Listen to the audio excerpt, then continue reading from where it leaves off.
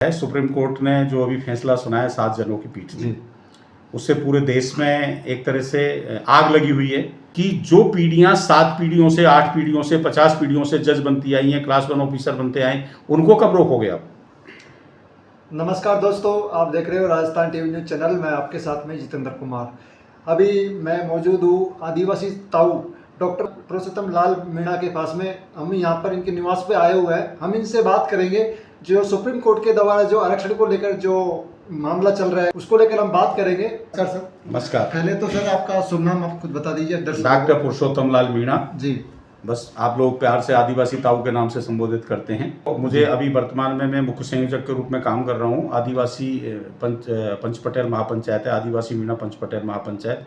इसके अलावा हमारा एक राष्ट्रीय संगठन है जो पूरे देश में काम कर रहा है, जो मोस्ट के लिए काम करता है। Most, M for minority, O for OBC, S for schedule caste, T for tribals, जिसको नाम है हक रक्षक दल, HRD के नाम से जानते हैं। इसके अलावा भी मैं जो आरक्षण की लड़ाई पहले लड़ी थी, अनुसूचित जाति जनजाति के संगठनों का अखिल भारतीय परिसंघ है, उसका राष्ट्रीय महासचिव भी रहा हूँ मैं।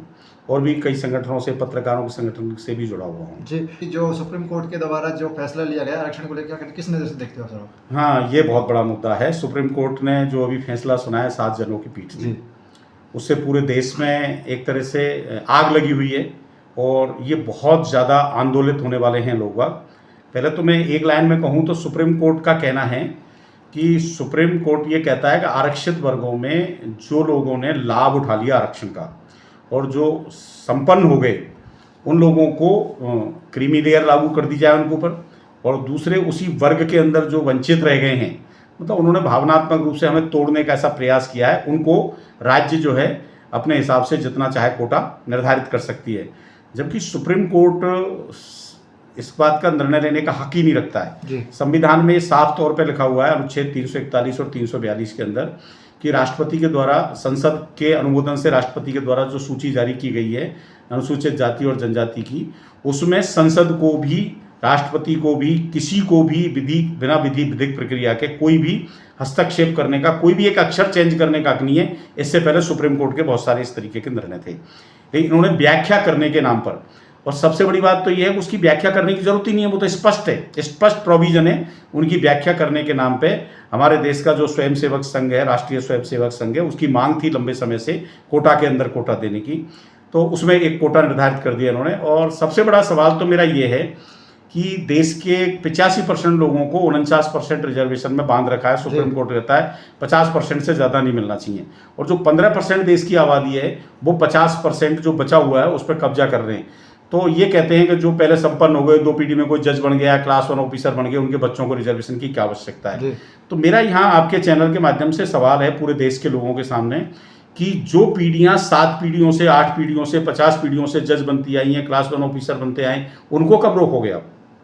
हमारे देश के अंदर बताया जाता है कि लगभग कोई 75% जज तो उन परिवारों से बन रहे हैं, 36-37 परिवारों से, सुप्रीम कोर्ट और हाई कोर्टों में।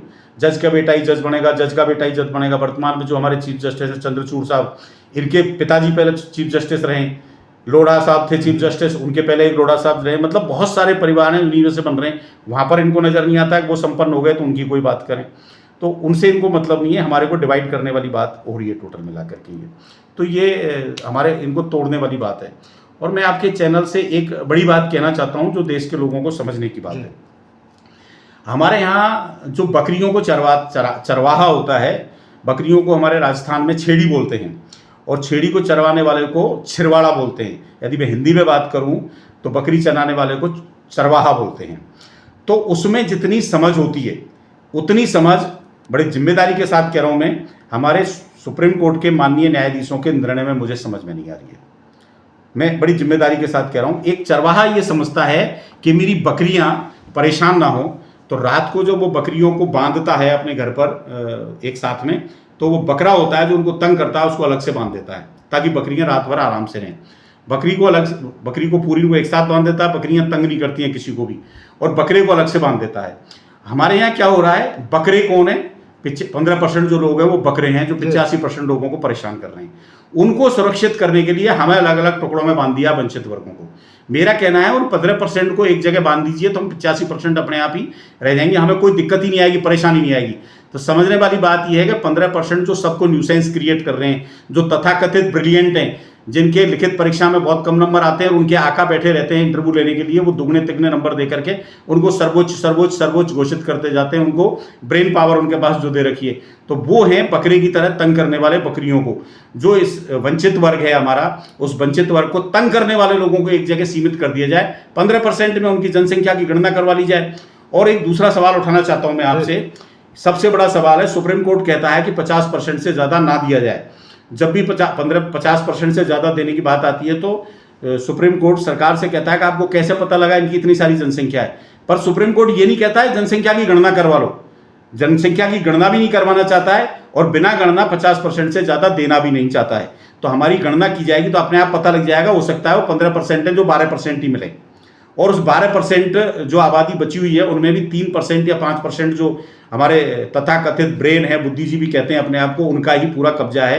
85% अभी जो हमारी क्लास 1 पोस्ट है आरक्षित वर्गों की, उन पर कोई बात ही नहीं करना चाहता है। तो उन 15% लोगों को कंट्रोल करो आप, शेष लोग हम अपने आप बांट खाएंगे, SC ST OBC माइनॉरिटी के लोग, हमें कोई दिक्कत नहीं आएगी, हम अपने आप बांट लेंगे। लेकिन आप उन 15% लोगों के लिए कोटा निर्धारित कर दीजिए, सारी समस्या का समाधान हो जाएगा। एक बकरी चराने वाले चरवाहे के बराबर दिमाग का उपयोग कर लीजिए, इस देश की सोशल जस्टिस सबको मिल जाएगा, समाधान हो जाएगा।